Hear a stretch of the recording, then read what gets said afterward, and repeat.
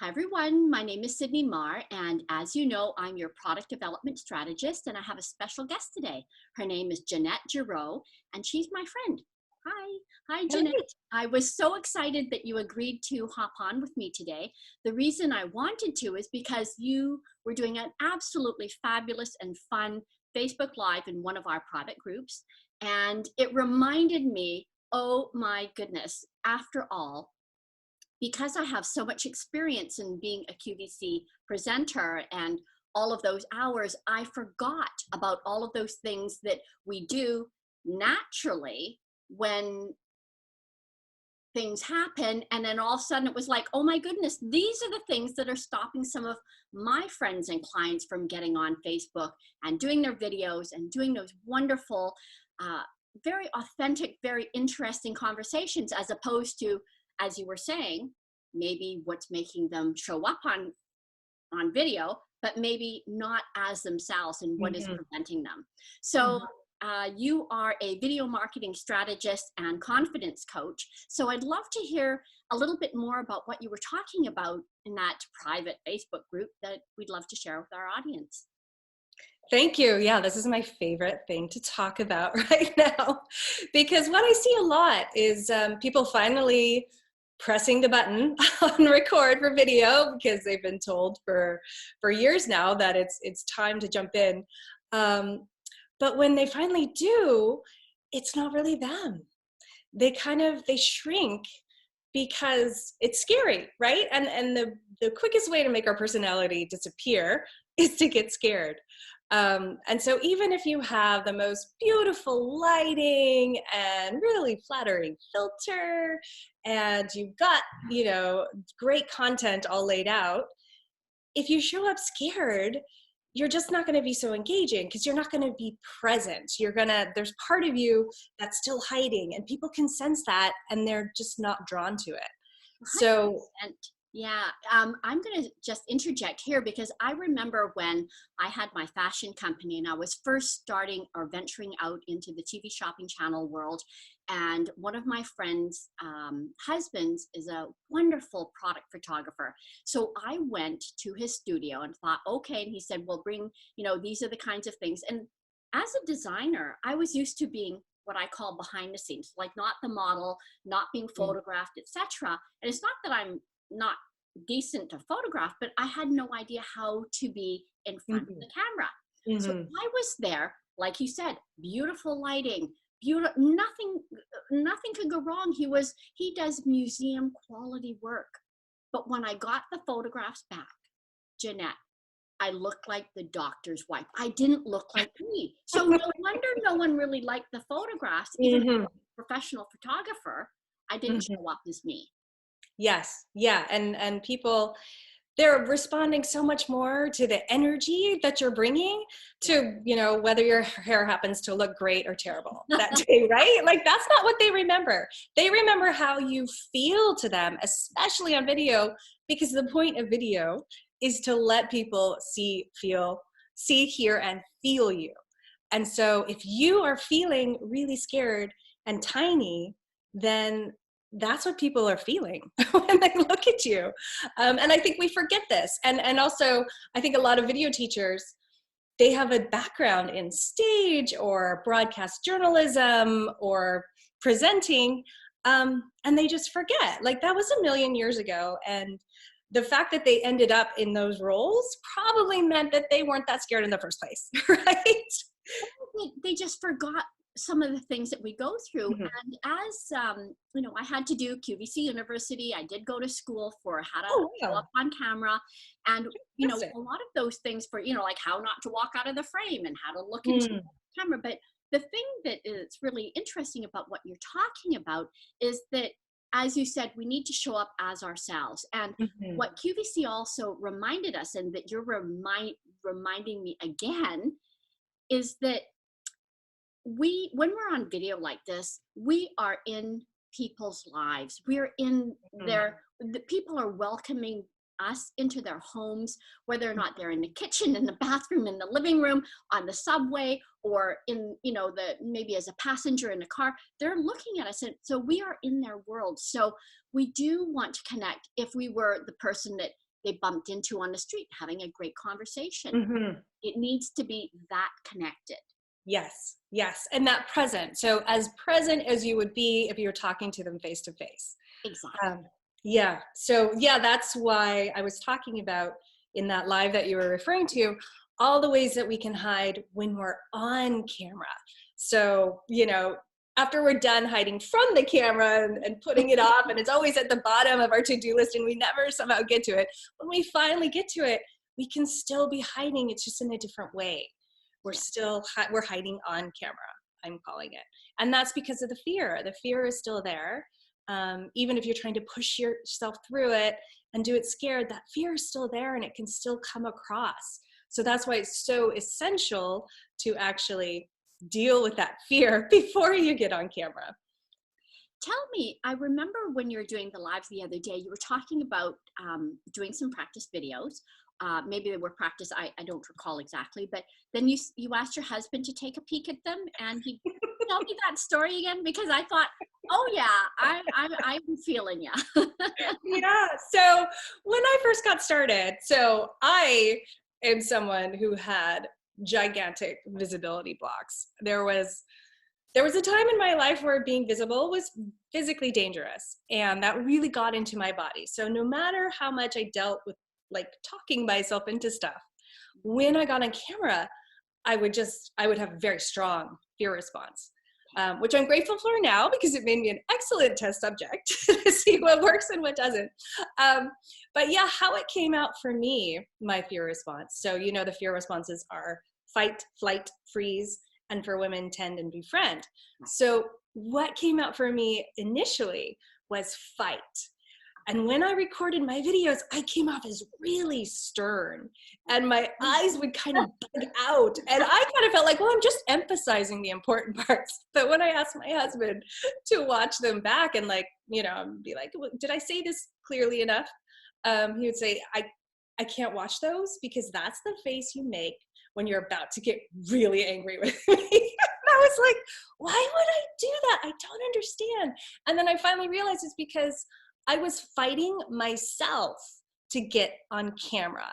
Like the internal fight to get to fighting my fear, I guess, was coming out. It was coming out through my face. It was coming out through my mannerisms because I was feeling it. I was feeling the fight response.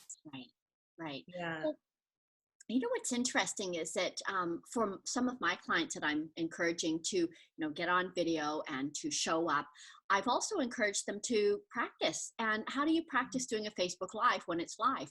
Well, one of my sneaky points or tricks is that to create a private Facebook group. Yes. Where you just have your friendies, and I have a small group where it's my private work group, and there's, I think, 6 of us in there. So if we're ever not sure, because as you know, for instance, with Facebook in particular, they change the rules. Like, do you have your phone this way or do you have your phone this way? So you can do a trial, you can test it, start, and then have a go at it.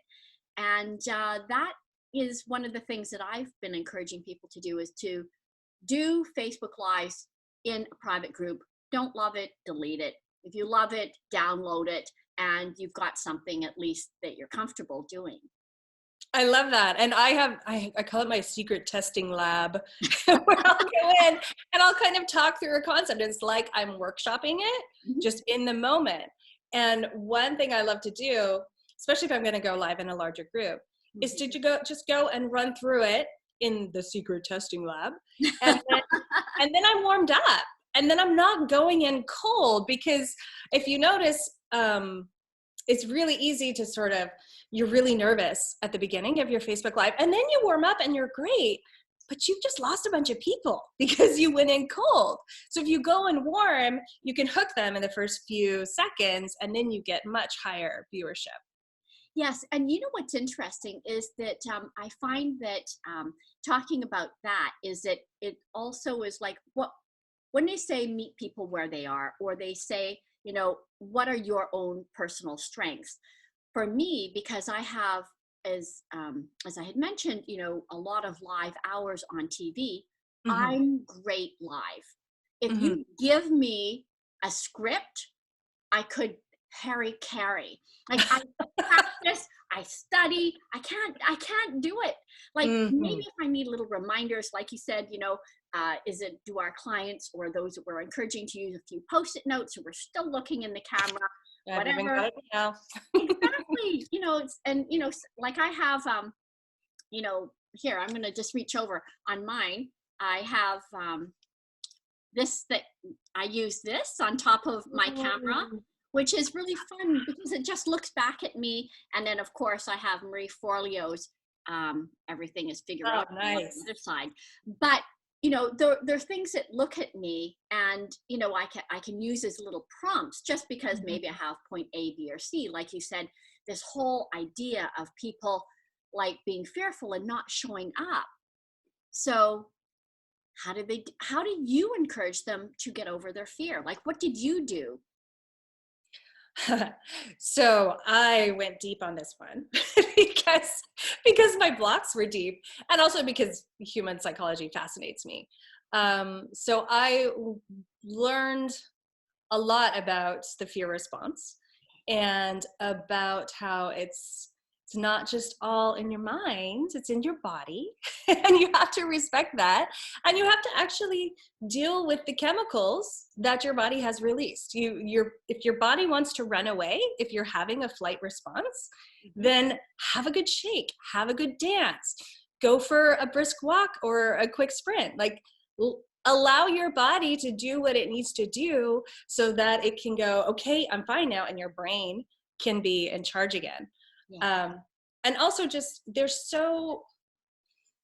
the other thing is great questions, which, like, as a coach, like, questions are everything. And using great questions to actually understand what's underlying that fear. Like, what is still unhealed? What are you really afraid of people thinking of you, and why are you so afraid of that? So using the mind component and really understanding what the underlying beliefs are, and then also respecting the body. So I actually, because this is so important to me, and this is my sweet spot, this is what I get excited about helping people with, because watching the transformation of someone totally scared to, oh my God, that's you on camera in front of everyone, and now we can all fall in love with the real you. That is just my favorite thing in the world. So I've taken all these tools that have worked for me and my students, and I've distilled them down into a 5-minute technique that you use while you're actually feeling the fear. Because what I find is, you can go to a weekend event, or you can watch a super inspiring video, and you're like, yes, I'm gonna do this. And then you have your moment of truth, and you're still totally freaked out, right? No matter how much you journaled by the fire and you did these fun exercises, you need something in the moment. You need something when you're feeling that fear. So this is, I say 5 minutes, but the more you do it, the quicker it gets. But it's a technique that you settle down, you understand the specific nature of that fear that you're feeling, because it changes, right? Every time, and depending on the situation. And then you work through it, and then you've turned that fear all the way down. It feels like a cup of coffee, right? Because that adrenaline release, that cortisol release, it is there to support you, to bring your best energy to the situation. The problem is just that it gets too high and you can't function. So you turn it all the way down, and then you can show up and just be energized and yourself. So it's a brilliant technique, and I love it. I love that. I love that idea that you've created a tool that will help people deal with it in the moment, because that's when you need it. And I was just realizing also, all of those things that I have forgotten because it seems so natural for me to, go on camera and have a chin wag or what have you. And also to remember that I came from a competitive figure skating background. Oh, right. Okay. So you go out, they call your name, you're going out on the ice, and we don't have a choice. It's like right. Music starts, you take your position, your music starts, and you go. So I think that's why I was so excited when I saw your Facebook Live the other day, because I said, oh yeah, these people, because there's so many people who maybe don't have a competitive figure skating background, or a speaking background, or just a video background. And if this is one of the greater tools, how to make it accessible to everybody. And that's such a great gift that you have created in your coaching programs and in your, I guess, in these tools that you've created for your clients. I'm going to have to tap on you for that. Fabulous. Yeah. So, and because I love it so much, like, I kind of feel like this is the single tool that people need the most, right? Well, not everyone, not people with a competitive figure skating background, but the average person, and definitely me, if I could have found this 2 years ago, dealing with that fear so that you don't have to like push through and be really scared and then not get great results and just be like, I'm never doing that again. I'm not made for video. So I decided to make it as accessible as possible, and just distill it down into a 30-minute masterclass where you learn the technique and you start applying it. And because it's designed to be used when you're nervous, right? When you're scared. So you need to take action. You need to do slightly scary things to be able to use it, right? To put it into action. Because if you're not scared, you're just gonna be like, oh, that was nice, but didn't change anything because you're not feeling the fear. Well, how is it that, I mean, that's really interesting because fear is excitement that needs to be, I'm going to say, redirected. Because, for instance, if I was scared going out on the ice and it's my program and my music starting, I'm scared, but that if I can convert that energy into the excitement to really have a beautiful performance, and then that would be what I need to do. So if I can take that fear and just convert it into excitement, then I'm going to be able to show up as my best self, whether or not it was skating, doing a show, or doing a video. Absolutely. But what's different about skating is that your body gets to move, right? Whereas on video or on stage, you don't get to like run around and shake your body out, like shake it out of your body. So that's why when it's for video, we do that a little bit before we hit record. Right? Okay. Unless you're doing one of those great videos where you're just dancing for people, like that's cool.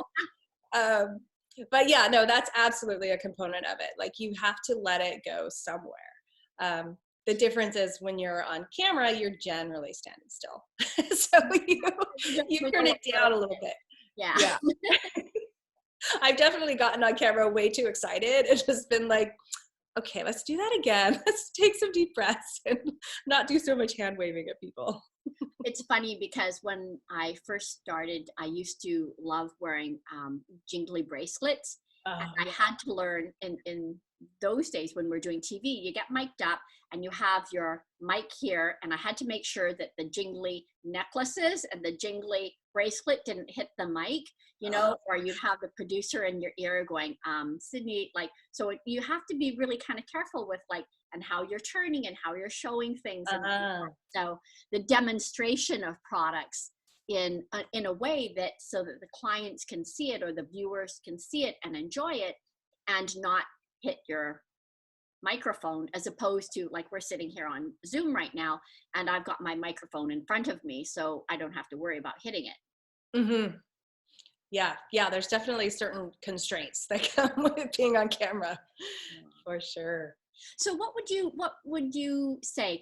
I'm going to put your link below because this is really fun, and then they'll have some resources, and maybe you and I can talk about putting together something so that they can find you easily and reach out to you for becoming more fabulous on camera, because I really enjoyed your video the other day, and I'm hoping that everyone who's watching today will have a little bit of encouragement on getting out there, thinking that fear is not going to keep them behind, and that there are tools and programs and people to support them to help them get out there and be their most fabulous selves, whether or not they've got services or products or whatever, so they can show up.